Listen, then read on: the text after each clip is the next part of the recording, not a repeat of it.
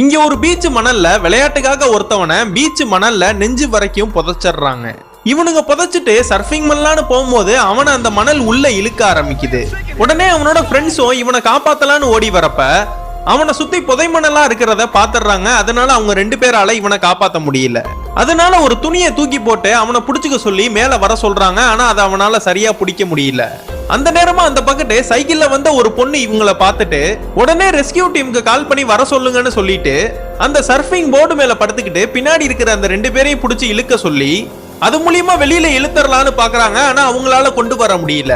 அவரு இன்னும் அந்த மண்ணுக்குள்ளேயே தான் போயிட்டு இருக்காரு. உடனே இந்த பொண்ணும் அவனுங்க கிட்ட சைக்கிள் லாக் பண்ணி இருக்கிற அந்த ஹோல்ஸ் எடுத்துட்டு வான்னு சொல்றா.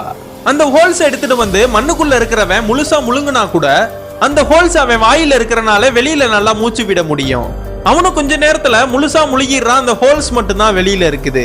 அந்த நேரம் பார்த்து வேகமா ரெஸ்கியூ டீமும் வந்து அவங்க ரெக்கவரி வண்டியில இருக்கிற மெட்டல்ஸனா எடுத்து அந்த சர்ஃபிங் போர்ட்லயே படுத்துக்கிட்டு உள்ள கை விட்டு அவரோட கையை லாக் பண்ணிட்டு கடைசியா அந்த ரோப்பை பிடிச்சி இழுத்து அவரை ஒரு வழியா காப்பாத்திடுறாங்க.